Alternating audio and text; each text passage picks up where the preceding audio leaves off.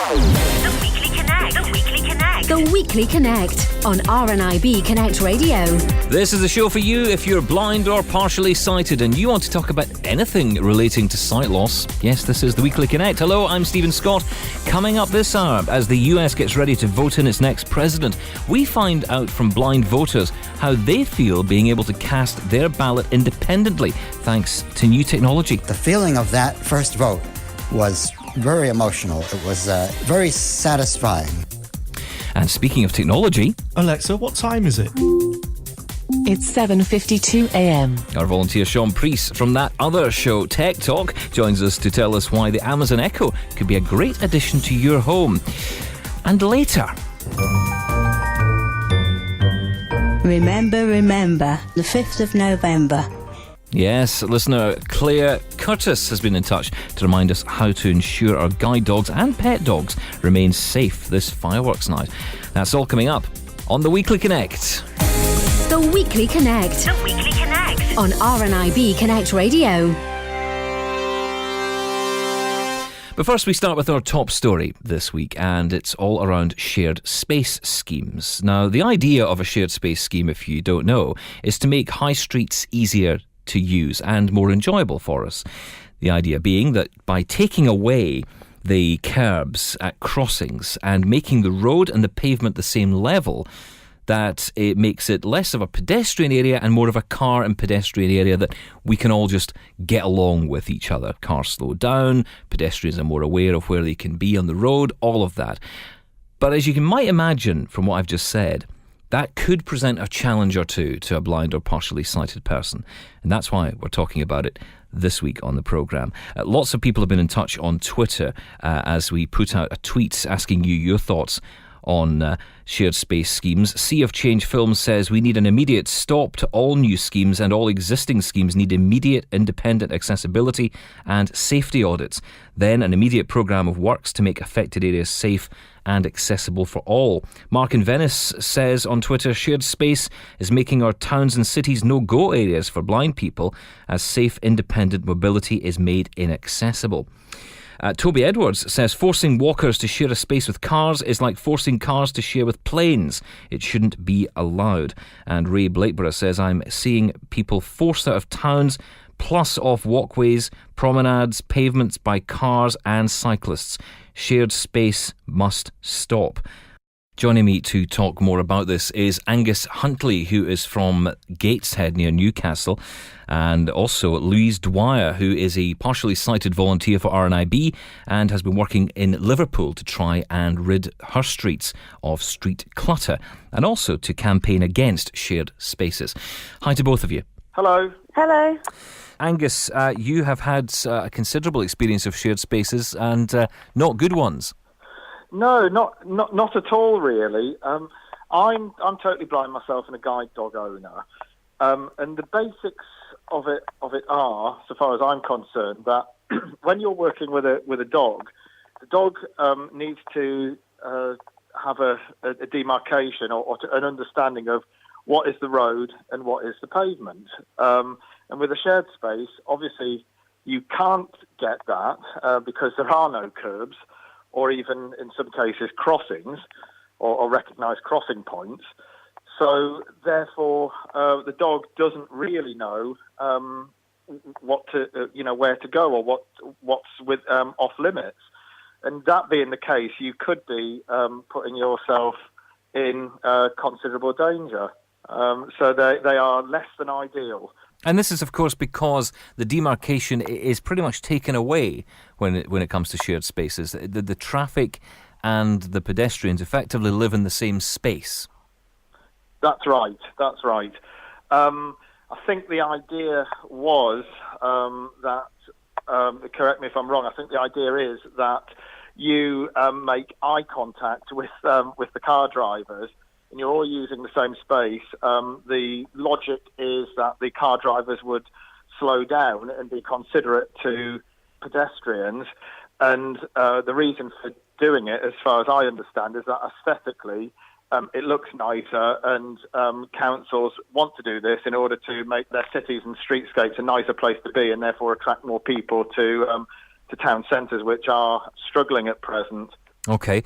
Louise, from your perspective, you're in Liverpool, as I mentioned, and you are concerned about upcoming shared space schemes. In fact, so much so, you've been getting involved to try and stop some of them. Yes, that's right. Basically, I've been doing campaigning in my role. I'm a volunteer campaign coordinator for RNIB in Liverpool, and I'm registered partially sighted myself. I did this campaigning really as part of a follow-on from the General who put that there campaign of RNIB. So I wasn't campaigning about any particular shared spaces that were coming up, but I wanted to just get in as part of that campaign and try and get the council to be, make sure that everybody was aware of the issues that these can present for visually impaired people, and, make sure that's built into any policy if possible, and that there's consultation. So that's what I've been trying to do with a street charter that I'm getting set up here. Yeah, but you're involved in Street Charter, which of course, as you say, covers a whole wide range of topics. We've discussed A-boards on the show, for example. That's a big problem for a lot of blind people. Street clutter, chairs outside cafes and tables and all of that. But these shared space schemes, do you have more concern about those than you do about street clutter, or are the concerns equal? For me personally, I think shared space is probably more of a concern. I've tried to look at it across the board, and get people's views, because I think for different people, different things are more of a concern or less of a concern, depending on their different eye conditions.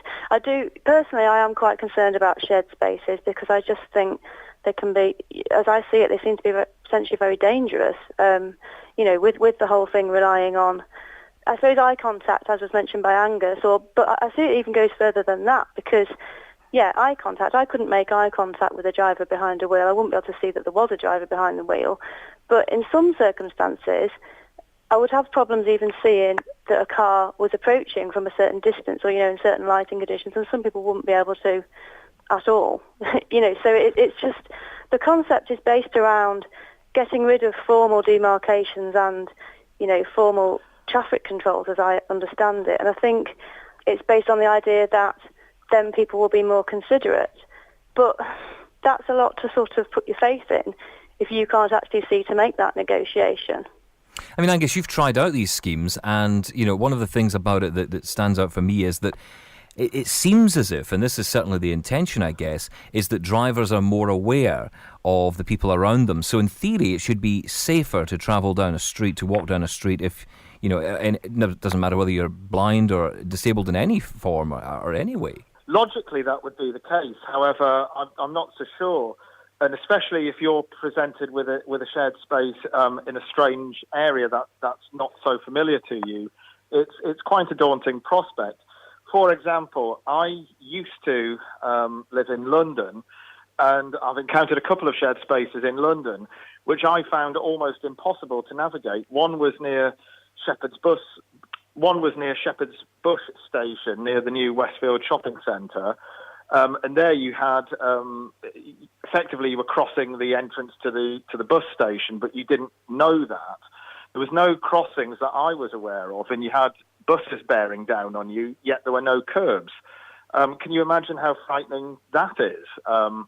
Also, the shared space scheme in Exhibition Road in London is quite a difficult one to navigate. What I found happened there was I was almost hugging the building line, thinking that, well, that's the safest place to be, but not quite knowing what's coming up next. And at the time when I tried it, there was no corded paving to provide an indication of where was a safe area and where wasn't. So they're not the best, but the removal of crossings as well, I don't think can be overlooked, because if you're asking your dog to find a crossing and it isn't there, you're getting more frustrated with your guide dog, because you think the crossing should be there, and he or she can't find it for you because it simply isn't. Yeah, absolutely. I mean, as I say, as part of my work on the Street Charter, I did a bit of local research, just a small piece of research, and took the different views. I personally I'm not a guide dog user. I don't at the moment need any aids like a cane or a guide dog, but I've got a range of views. Definitely that view that Angus was saying was represented about, the guide dogs need the curbs to navigate, and obviously, would be expecting things like crossings. As somebody that doesn't use a guide dog or a cane, My issues are more that I do need a crossing very much to cross the road, particularly if it's a busy road. I don't have the issue with the curbs, but, when you take away the sort of demarcations that you expect, that can be still disorientating for me in some circumstances. Another issue, I suppose, is I don't look obviously visually impaired, and that's the same for quite a lot of other partially sighted people. So that presents another set of issues in the sense that people won't necessarily know that I am. So a driver might expect that I would be able to see them, but I wouldn't, and I might not be able to see the car. So a whole range of issues, really. OK, Angus and Louise, thank you for your time and giving us your thoughts on the bad around shared spaces. There is some good in this, though. A shared space scheme in Northumberland has been delayed amid concerns from visually impaired people. Work was due to begin on the project in the Stob Hill area of Morpeth last week, but after a protest by blind and visually impaired people in the area, Northumberland County Council has agreed to further consultation. The authority was due to spend around £300,000 on the project. Let's hear now from Alison Byard, who was a councillor involved in the decision to scrap the Morpeth shared space scheme. I think the reason why the campaign was very successful in Morpeth was that it was a real team effort. We had the Northumberland County Blind Association here in Morpeth. We have a strong low vision action group. We have a representative from Guide Dogs. We had a local guide dog user who was willing to campaign. And we had concerned residents, one of whom contacted the BBC, and another one invited the anti-shared space campaigner Sarah Gayton to come and hold a public meeting in Morpeth. People didn't really know what shared space was or what it meant, so our role really was to publicise that, and we did it in all the sources that were available to us, the local paper, the Morpeth Herald, the Newcastle papers, the Chronicle and the Journal. We also have a very strong Facebook page in Morpeth that has 12,000 users. It has great immediacy. You don't have to wait a week for the local paper to come out. You can get it out there right now. We were able to publicise it really well, what the shared space meant and what our concerns were, and raise awareness about it and get residents behind us. We did all those things and relayed the results back to the County Council when we were demonstrating the lack of public support for the proposed scheme.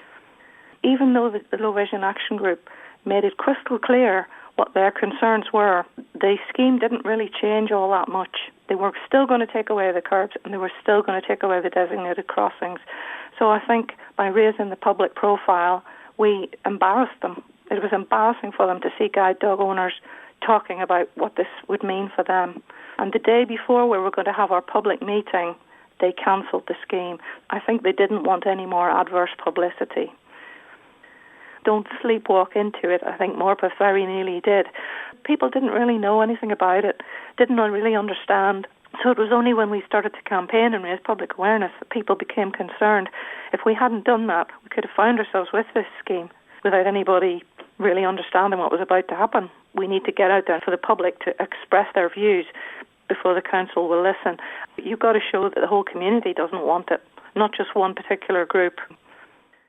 So there's comments there from Alison Byard, a councillor who was involved in the decision to scrap the Morpeth shared space scheme. We have a few comments here from Paul Jones, who is the Director of Local Services and Housing Delivery at Northumberland County Council. He has told us in a statement that due to a growing level of concern among local people and a lack of support for the scheme, the Council have come to the conclusion that this scheme will no longer go ahead. We remain committed to making improvements for pedestrians and road safety generally in the Stob Hill area, and will be considering local priorities there.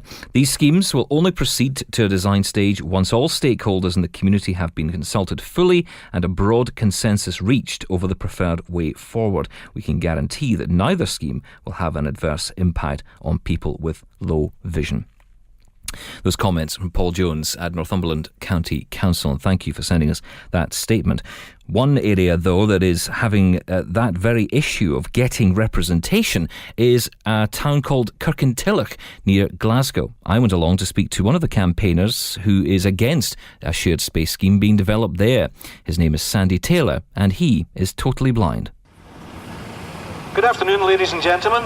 I'm here to let you know that your local council are exhibiting plans for your town centre down at the former turret shop near the entrance to the Regent Centre. I'd ask you please to go in and have a word with them, because they seem to think that the people of Kirkintilloch are happy with the scheme. They're happy with the road scheme, but in reality, people are terrified to come near their own town centre. So please go and have a word with your council and let them know how you feel about things. They're telling you... Hi, my name is Sandy Taylor. I chair a group of visibly impaired people, the Eastern Bartonshire Visibly Impaired People's Forum in Kirkintilloch. We found out about it by accident in a way, in that the council had invited our then chair to a meeting of the access panel thinking he was a member, and we then invited them to our meeting. And this was 10 days before a trial was due to start. And the trial was a disaster. I think everyone agreed that it was a very, very poor situation. But the council surprisingly came back to say that even though 70% of respondents were totally against the plan, they viewed it to be a success. That was back in 2014, August, September 2014. It was pretty well unheard of in Scotland at that time. I then joined the National Federation of the Blind, and I got in touch with colleagues all over the country and found out that there were many schemes throughout England. None of them successful, but they kept on installing them.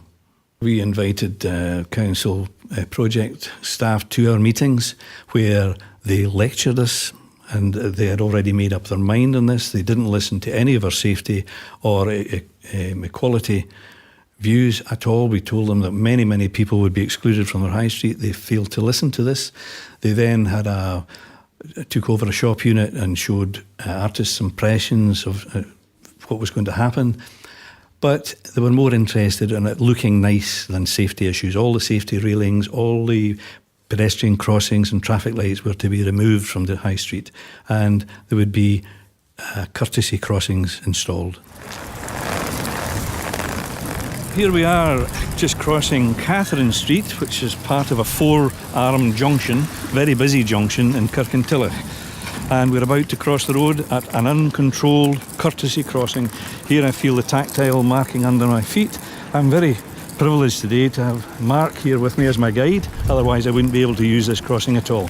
So we're now crossing the road, I believe, Mark? Yep, and the car has courteously stopped for us. And wonderful. For a change, we've got a courteous motorist who stopped for us. And that's us, I would imagine, at the other side, are we? That's right. I really don't have any idea where I am without Mark to guide me. Previously, we used to have safety railings here, and the railings funneled us to a safe crossing point at the traffic lights and pedestrian crossings. So I would imagine I'm outside Gemini Card Shop.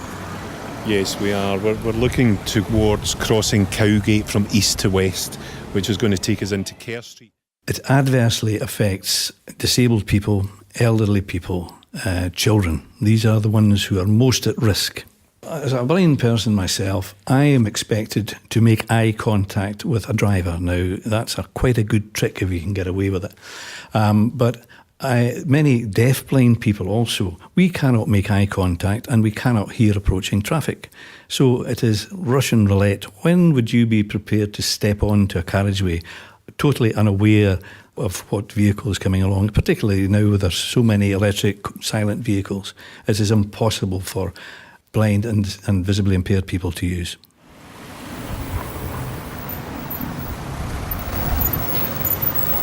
It is absolutely appalling, absolutely ridiculous.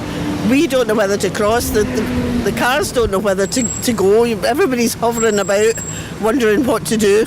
I don't think it meets the requirements of the town here, and I'm just waiting for an accident to happen, because I really don't think this business of eyeballing pedestrians, eyeballing drivers, just a non-starter. It's appalling, absolutely appalling. A waste of money and a waste of time. This is something which is now here, Sandy. It's not going away, at least not at the moment. What do you say to other people in other parts of the country that are trying to fight to stop these shared space schemes or are struggling with their own shared space schemes? Well, having had experience of this shared space scheme now, I would urge them to campaign and straight away get in early and make sure your council does consult with you. Come and talk to other areas like ours. with people who have experienced it, and we can advise you on how to stop it. Hopefully we have started that off now with the various organisations, including the National Federation of the Blind and RNIB getting behind it. These schemes have got to be stopped. We've got to retain controlled crossings. So that's the view of Sandy and a number of the residents who live in the town of Kirkintilloch near Glasgow. With me now on the line to talk about this is Council Leader Rhonda Geekie, who is the leader of East Dunbartonshire Council. Thank you for coming on the programme, Rhonda. No problem at all. So you've heard the views there of Sandy and the residents of Kirkintilloch. Have you scarpered from the scene after building a shared space? I actually live in the town, and for so many years I've heard complaints about our town centre, and as I say, it is my town as well, and so therefore I would not be wanting to take anything forward that was actually going to ruin the town centre, but I have heard the views from people. We started consulting on Kirkintilloch Town Centre over 5 years ago. People didn't want it to be pedestrianised fully, so we then heard about a scheme down in Poynton, and we went and looked at that scheme, and we thought it was a way forward for the town of Kirkintilloch. And obviously that went to council for agreement, and I don't actually sit on that committee. I just want to make that quite clear. I am chairing the Champions Group, though. So we had a number of workshops after the council agreed to take that forward, and then there was a lot of more changes were made, because at first we didn't actually have curbs. Now we do have curbs. We have lowered the speed limit, we have widened the pavements and narrowed the carriageways to slow down cars. And really that's the whole purpose behind this. It is actually to take the impetus in the town centre away from car drivers and put it over to pedestrians. So but of course that creates a problem, doesn't it? Especially for those who have little or no vision. Indeed it does. That's right. Safety comes up time and time again, and safety concerns comes up time and time again with all of these shared space schemes. Does taking away crossings from Main Junction, and I've tried that curb myself in Kirkintilloch when I was there, and it's very difficult with me as a Long Cane user to find that curb and find the difference between the road and the curb itself. But with no crossings, and as comes up time and time again, this topic of eyeballing drivers, that creates a real problem. So there are safety concerns. What have you done to try and help people get over those? First of all, the eye contact is really for drivers. It's not actually for the pedestrians. No, but because of these safety issues that were brought up with us, we did actually introduce 2 controlled crossings. I must admit the champions aren't actually very pleased about that, because they think it actually confuses, but we have put them in answer to the concerns from people who have got disabilities. So it's not that we have ignored them, we certainly have not done that. It was talked about the trial which we did, and I must admit the first week I would agree wasn't very good. In fact, you're probably right, it was a disaster. But after that, the next few weeks we put in an awful lot more in the way of signage and controls, and it then became a much better trial, and we did get a lot of results from that. Local groups say that they weren't listened to, and in fact were brought late to the party almost when it was time to decide on this. The accusation is that the council had its mind made up on shared space in Kirkintilloch, and it was going ahead no matter what. What do you say to that? Well, they were included in the Champions Group. The Access Panel was part of that. The Access Panel was supposed to represent everybody that had a disability. Unfortunately, I don't think they reported particularly well, but they have certainly been part of what we were doing. So I would disagree that we ignored them. Earlier in the programme we heard about the scheme in Morpeth that has now been scrapped actually completely, and one of the reasons that the decision was taken to scrap it was after a councillor there had actually tried out crossing the road blindfolded himself, and he found that incredibly difficult. He realised almost immediately the problems that people with visual impairments were having. Have you done anything like that? Have you personally tried any sort of I haven't done it. I haven't done it personally, but I know some of the officers have done it. I mean, I agree it is going to be very difficult to cross the road, but I think what we have at the moment is not ideal for somebody that's visually impaired. I don't agree that everything in the town centre at the moment is perfect, even without this scheme. So I think what we're trying to do is make sure that we try and put in as safe a scheme as possible. And of course it has actually been tested. But would you perhaps benefit from trying that firsthand, that blindfold walk, even on the existing streets that are finished, that these crossings that already exist that don't have any other option to cross? Would you be willing to try a blindfold walk? No. Because I think just because I have problems with mobility anyway. But apart from that, I just think it is such a difficult thing for anyone to do.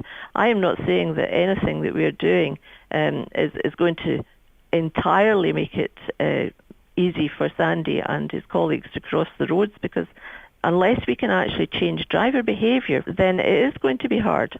But it's not just Sandy, is it? It's visually impaired people, it's disabled people, it's people with low mobility. There is a whole range of different people who might feel that, these accusations that come to your council in particular about not listening might be quelled a bit if you were to, in essence, go to their world for a moment and put on that blindfold, do that walk and You haven't actually met me, have you? You don't know my age. You don't know my mobility problems. Are you visually impaired, Councillor? I'm not visually impaired. I have a mobility problem, though. But you're not visually impaired. No, I'm not visually. You just said I should be listening to all people with all problems, and what I'm saying to you is, I have problems. I cannot move quickly, so therefore I recognise that people do have problems. But you can also gather that there are differences with different disabilities. So low mobility and not being able to cross the road quickly is a problem, of course. Yes. But for people with no sight, that issue can be very different. That experience is very different. So that's why we put in the controlled crossings. But you wouldn't be keen for yourself to try a blindfold walk? You're against that? No. I have done it elsewhere, but I haven't done it in the Kirkintilloch area. So if you've done it elsewhere, why not Kirkintilloch? Because I've already said to you, I found it quite disturbing to try and do it. I am certainly never taking away the problem. So we're actually agreeing. We're actually agreeing on this, because you agree that the difficulties that exist for people with sight impairments are different to those with low mobility. Yes, that's why I put in the controlled crossings. Is there any further opportunity? I mean, we're quite far down the line now with this scheme. You have made some differences. You have attempted to raise some of the curbs. Would you go further? Would you bring back the crossings to not where they currently are, which is further up the road, but actually to the sort of main crossing point where the crossings are at the present? We always said we would monitor this. At the moment, it's not fully in place, but there's every opportunity. If that is what the council decides, then we could bring it back. Councillor Rhonda Geekie, leader of Eastern Barnshire Council, thank you for answering my questions. No problem. Thank you. Yes, we will put the hard questions out there. This is the Weekly Connect on RNIB Connect Radio. If you want to get in touch and share your thoughts or concerns around shared space schemes in your area, either that are upcoming or in fact are ongoing, then do get in touch. You can tell us all about it on email, weeklyconnect@rnib.org.uk, or you can send us a message on Twitter and use the hashtag #TheWeeklyConnect. The Weekly Connect. The Weekly Connect. On RNIB Connect Radio. Now, in last week's programme, we talked about public transport and getting around from A to B as a blind or partially sighted person. We've had lots of really interesting comments that you've sent in to us. Here's what you've been saying about our discussion last week. I think the fact that in this country there are assistance and aid available for those with disabilities and other impairments who wish to travel around is a great thing and should be celebrated. However, the system is far from perfect and does require a lot of improvement. I use public transport every day. I have to catch 2 buses into work in Stoke-on-Trent, and I dread that part. The drivers on the bus are not disability aware. There should be more focus upon training these bus drivers to look out for what visually impaired people need. Thanks for your comments. And if you want to send in yours, then I encourage you to go to our podcast, audioboom.com, and have a look at the podcast, How to Record on Your iPhone. That'll give you some handy hints. If you want to record your message like those guys did, then all you got to do is listen to the message. It's really simple, really, really simple. Just open up voice memos on your iPhone, record your thoughts, and send them into the Weekly Connect at rnib.org.uk. Or if you're on Twitter, you can use the hashtag The Weekly Connect to share your views. Now, that podcast was done by our own Sean Priest. He is on the Tech Talk show with me, which you can listen to Tuesdays at 1 on RNIB Connect Radio, or you can catch it on Audio Boom as well. And this week, Sean has joined us again to tell us about a new product that he has just purchased called the Amazon Echo. Siri, Cortana, Google and Alexa. These aren't just ridiculous names pop stars have called their children. They are, of course, voice assistants. The whole idea of a voice assistant is that you can ask it questions or tell it what to do in a natural way and it will respond intelligently. Now, over here in the UK, Amazon recently released the Amazon Echo and Dot. And of course, I picked them both up. Are they accessible? Are they useful? Let's find out.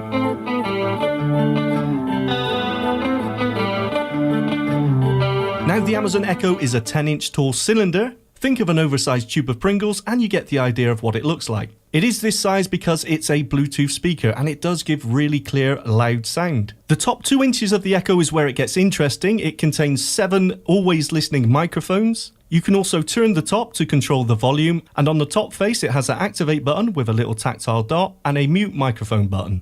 And that's about it. There is a place to plug in the mains power on the bottom, but there is no headphone jack on this. Why does that sound familiar? There is no way to get the audio out of the Echo into another device. Now, if you take the Echo and throw away the Bluetooth speaker portion and just keep the top 2 inches, that is basically what the Amazon Dot is. It does have a headphone jack, so you can connect it to an existing audio system, or you can connect it to a Bluetooth speaker. It does have a small built-in speaker, much like one you'll find on your smartphone or tablet. The Amazon Echo is £150 and the Dot is £50. So that's what they look like. Let's see how they work. Open the pod bay doors, Hal. I'm sorry, Dave.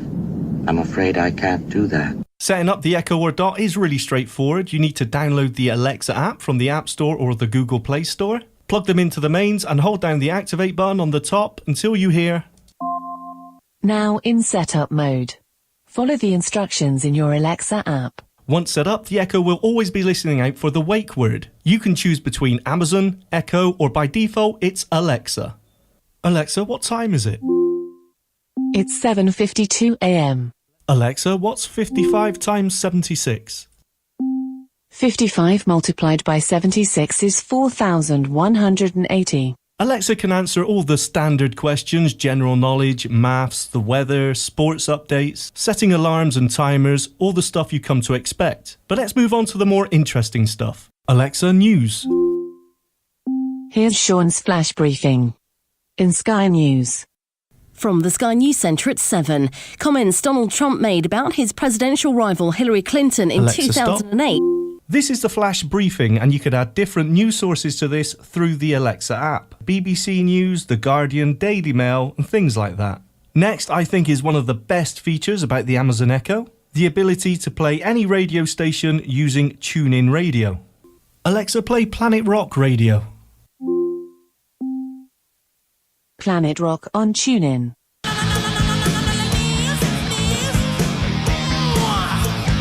Alexa, stop. I love this feature. For me, this feature alone makes it worth the money. Well, maybe that's going overboard a little bit, but it is great. Plus, with TuneIn, it's not just radio stations. You can also pull up podcasts. As well as TuneIn Radio, of course, the Echo supports Amazon Music. Also, there's support for Spotify, though I don't have an account, so I can't try that out. Let's go back to my roots. Alexa, play the Wurzels. Shuffling the Wurzels from Amazon Music. Oh, it's a classic. Sing along. Where be a blackbird too? I know where he be. No? Okay. Alexa, stop. Another nice feature is the ability to play your Audible books. Alexa, play my Audible book. Getting the book from Sean's Audible library. Resuming Hitchhiker's Guide to the Galaxy. Chapter 33. But the end never came. At least, not Alexa, then. next chapter. Chapter 34. The air car rocketed them at Alexa, speeds stop. in excess. And of course, this is Amazon, so you can shop. Well, sort of. Currently, you can only reorder items you've ordered in the past. I haven't actually used it to buy anything yet, but it does seem like it could be pretty convenient.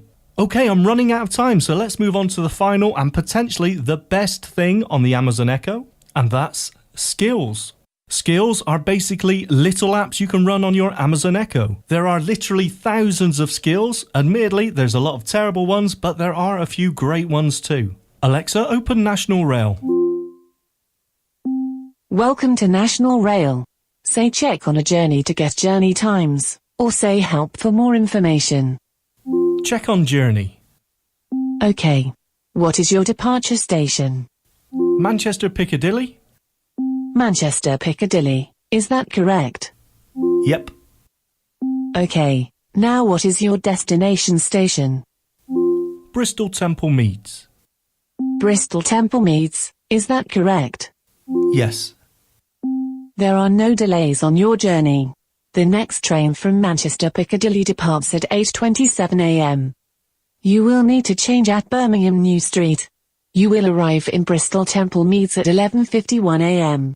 Would you like to hear later trains? No. Okay. Have a nice trip. Obviously, that's the National Rail skill and it works really well.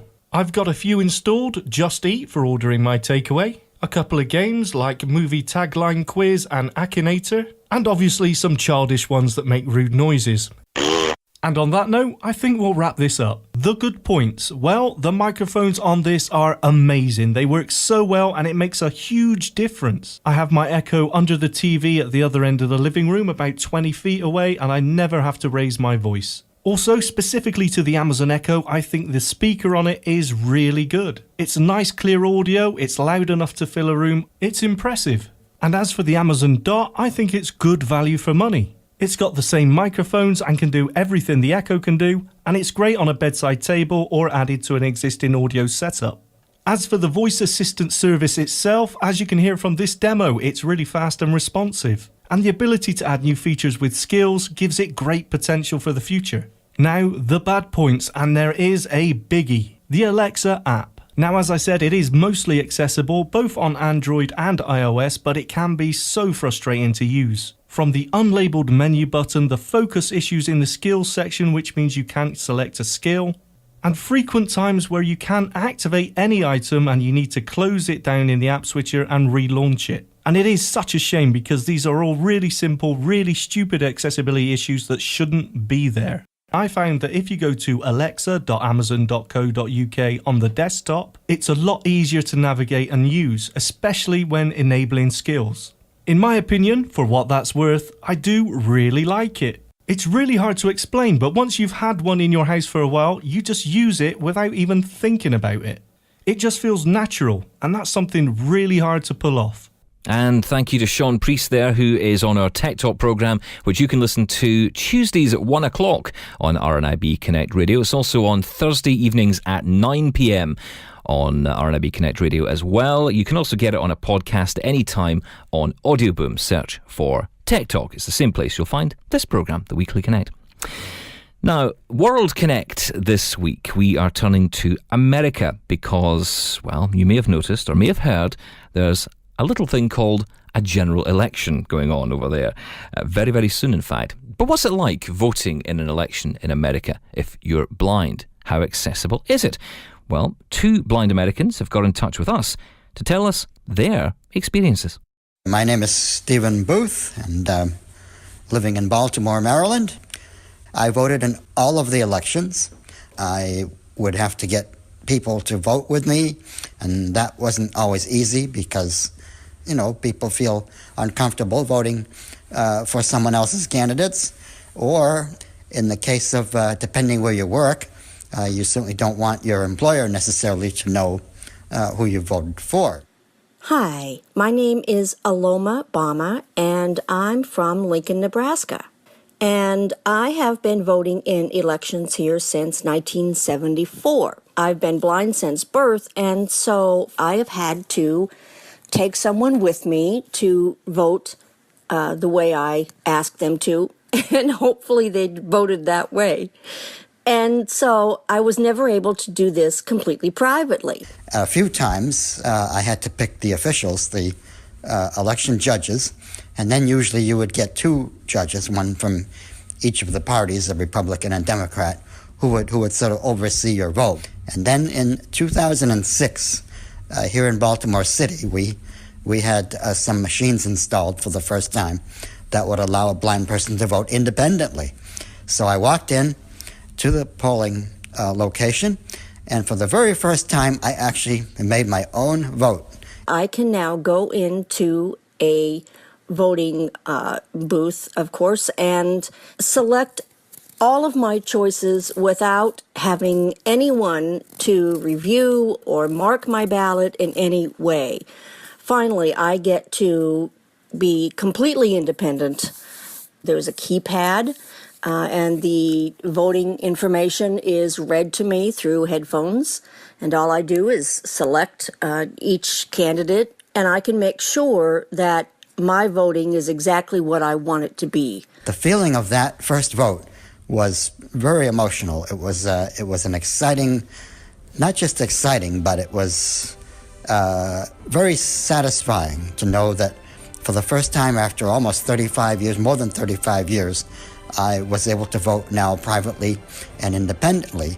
I'm excited. This is a great thing that blind people can vote completely privately and independently now. So I'm looking forward to it. And we wish you both well. Thank you, Aloma, and to Stephen as well, telling us about your experiences voting accessibly for the first time. Isn't that great that that is possible thanks to touchscreen technology? This is the Weekly Connect on RNIB Connect Radio. Now, 3 years ago, Sarah Matthews was involved in an accident which immediately meant she lost her sight and was left in a wheelchair. Her son was 1 at the time. Here's Sarah's story. I was left with damage to my brain, which severed the connection to both my eyes from the optic nerve. It was such a big change, and it took me a long time to sort of make any adjustments, really, because it had come out of the blue, and I spent a lot of time sort of wondering what it was I was going to do next and what I'd be capable of doing.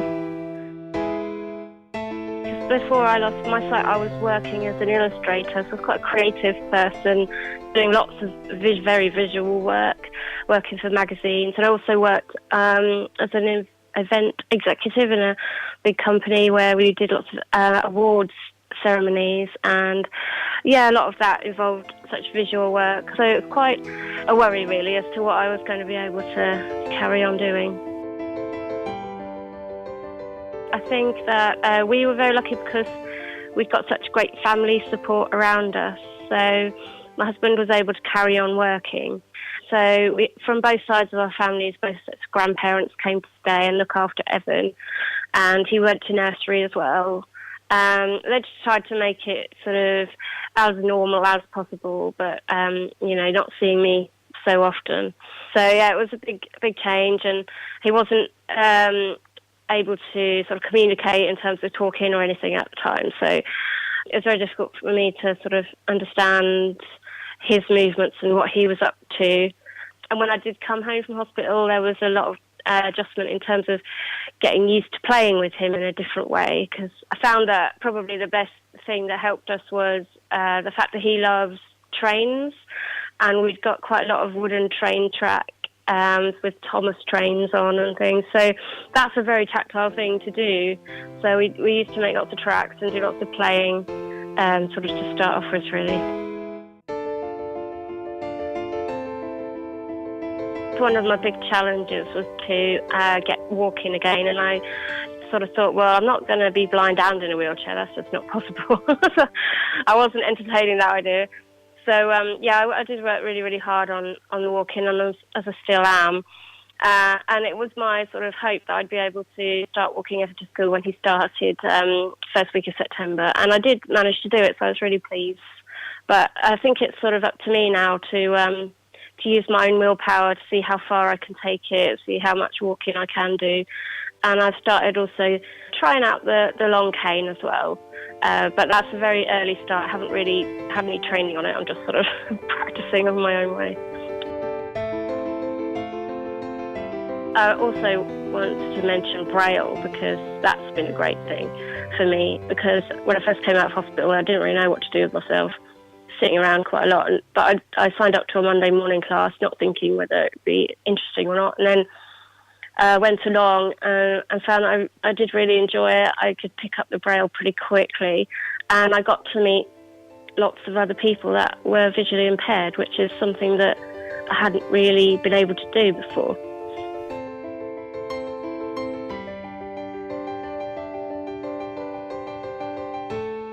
My next big project really is looking to get back into work.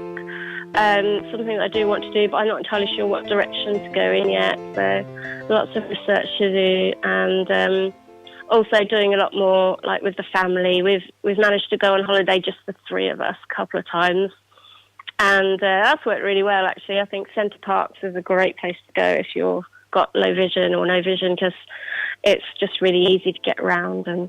And we also hired a bike that had got a wheelchair attachment on the front, so I could go cycling around the forest with them both. It was really good. Thanks, Sarah, for sharing. If you want to share your story, then we'd love to hear from you. You can get in touch. Email theweeklyconnect@rnib.org.uk. Still to come, we will get your pause for thought on the air and on a doggy theme as well. We are going to be finding out how to keep your guide dog safe when it comes to fireworks night. But first, we are going to get outside for a while and find out about our Society of the Week. Thrive has been in existence for almost 40 years. We're actually celebrating our 40th anniversary in 2018. It was set up by a chap called Chris Underhill. He caught the interest of a man called the Reverend Dr. Geoffrey Oudle, and when Geoffrey died, he left us his whole estate. So we've got this amazing 3-acre Victorian walled garden, and that put us on such a sound footing that, you know, we've been able to expand. In the 80s, there was a garden in Battersea Park, so we established ourselves in London. We've also set up 2 new garden projects, one in Birmingham, based in Kings Heath Park, in the former TV gardens that used to be used by Pebble Mill and Gardener's World back in the day. And we also work in Saltwell Park in Gateshead. In a nutshell, gardening is the tool that we use to help people. We talk about the 5 key benefits of gardening because it is more than just a leisure activity. So one of the benefits would be better physical health. One of the benefits would be improved mental health, because as you're doing things, you're sort of naturally feeling better. There's also the social aspect. Gardeners are very sociable people. Sometimes we work individually, but more often than not we work in a group. You have a common shared interest in gardening, what you're planting, what you're growing. You share tips with each other. It's a very sociable activity.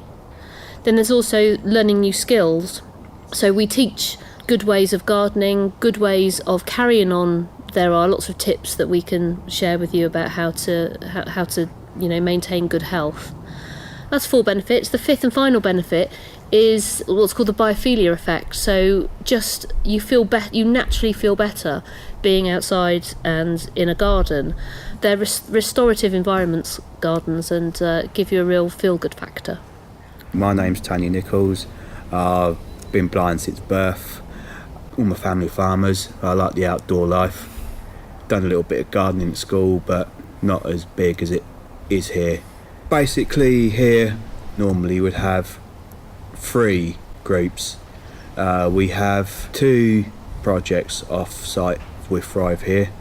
One group goes to the Vine National Trust near to Basingstoke. Got a couple of beds there. And we go to Sandon Memorial, which is another National Trust place, but it's a lot more smaller. And then we do the Vine each day of the week as different people come in. I do the wall garden at the Vine on a Tuesday with one therapist and volunteer, and then on the Wednesday I go to the Vine again to do conservation, which is cutting trees down, bashing the bracken down so you get rid of all the spores, rhododendron cutting back, done the lawn mowing, ground round veg, you have your plots here. Yeah, I quite like the good exercise. I thoroughly enjoy it. So with someone with a visual impairment, we would talk to them about what they want to achieve. Some of them might want to work towards a qualification, because we're actually a City and Guilds approved centre, so people can get a horticultural qualification with us. I mean, our garden here in Beech Hill, we've got an area where we've designed it with a visual impairment in mind. And I think a lot of people think that when you have a visual impairment, you want the most scented, fragrant garden ever, and that's all people think about. Oh, let's put some smelly plants in, and it's just like, oh, well, let's have like 1 or 2 smelly plants, because, you know, smells can be so overpowering. So you've got to think about a fragrant plant. You've got to think about the sounds that plants make, so that's why grasses are very good, so you can listen to grasses swishing in the wind. You've got to make sure your flooring is obviously top notch, so there's no trip hazards. Using yellow coloured plants, because yellow is the last colour to go if you're losing your sight. So it's not just let's put some smelly plants in. And there's also we do have resources online that people can access that blind gardeners have shared with other blind gardeners. But as I said, you know, we do work with a wide range of illnesses or, you know, disabilities. And there you go, another great Society of the Week this week, finding out all about Thrive. Thank you guys for telling us about your society. And if you want to nominate yours, email theweeklyconnect@rnib.org.uk, and they could be on this very programme very soon. Now to our pause for thought this week, and we hear from Alan Weatherly and guide dog Judy. Well, Alan does the talking, in fairness, and in particular talks about how his guide dog Judy boosted his confidence after a rather difficult period in his life. I'm Alan Weatherly, and I've got my guide dog Judy with me. My father died in 2014, and sort of after Dad passed away, I got quite depressed, and then I had a couple of occasions when I was out using my cane where I was pushed over, nasty sort of things happened, and I sort of also noticed that my night vision particularly seemed to be not as great as it was, and also my day vision seemed a little bit more blurry. I do live on my own, and I was sort of feeling that I come to work and just want to get home and shut the door because I was not very good in the dark. I met somebody at an exhibition who was a guide dog owner, and I was very struck by the partnership and how seamless it seemed to be, and they seemed to work really, really well together. And I said to him how long I had been a guide dog owner, expecting him to say several years, and was quite shocked when he said about 9 months. And so I decided that I had nothing to lose and a lot to gain. So I just made an initial call to guide dogs. So they did think that a guide dog would increase my confidence, get me out and about a bit more, would be a good companion, and would also sort of help my mobility, particularly rushing around on the underground. So December last year, best Christmas present I had was, you know, you've been accepted, but there is a waiting list. And I guess in sort of February this year, I had again an incident where I had someone come up and take money off me, and I had a guy snatch my cane, and it was really not great. And I had, by this time, I didn't want to go out. I lost sort of a lot of my confidence. I had to come to work, but I wasn't very happy. And about 2 days after what had happened and seen the police and etc., I got a phone call out of the blue from Guide Dogs saying, "We have a dog, would you be prepared to have a walk with her?" And I said, yes, of course. So Judy and I have been together now for 6 months, and and I think that my confidence has improved. It's fantastic having her around. I talk away to her, and one of these days she might respond back and knock me down, but she's great company. She's certainly helped me an awful lot with the nighttime stuff particularly, which is appropriate as the clocks are changing. So one example I'll give you, as we came home from doing some volunteering, got to our local station, no buses running, nothing, so there was only one way to get home, which was about a couple of miles from the station, and that was to walk, and she did everything beautifully and got me back to the flat in about 3/4 of an hour. But I had that trust. I think I might have panicked before. I think now I'm with her, I trust her an awful lot. Generally, I would say it's a very, very positive experience, and I'm trying to go to the next level now, and that's going out socially. It's taken me a little bit of a while to get myself back on my feet, but she's a real joy to have. She's very placid, but she also makes me smile, and I think my confidence and approach to getting out and about now is very much down to Judy Weatherly, as I call her, Mrs. Weatherly. She's lovely, she's a real joy, and I'm very, very grateful for her. Thank you, Alan, and thank you for sharing your thoughts for Pause for Thought this week on the Weekly Connect. Well, that's almost it from me. I'll leave you with these thoughts from Claire Curtis on how to look after your dog this fireworks night. Remember, the 5th of November. Yes, we all have animals, cats and dogs, and we all like to keep them safe during this period of time. They don't like the loud noises. They don't like the bangs and crackles that happen. So if you're having a bonfire party, make sure that all your pets are safe. Here's some important little tips. Make sure that all your windows and curtains are closed. Never leave your dogs out and about unsupervised while them crackling fireworks are banging and making a big noise. If you would like to keep your dogs calm during this period of time, make sure that they have got a nice quiet room to stay in and a nice comfortable blanket to sleep on, and maybe some of their favourite toys, teddies, to keep them calm. So, during all the fun and games, our animals can stay safe. Don't forget you can catch up with the show online on audioboom.com or on rnibconnectradio.org.uk.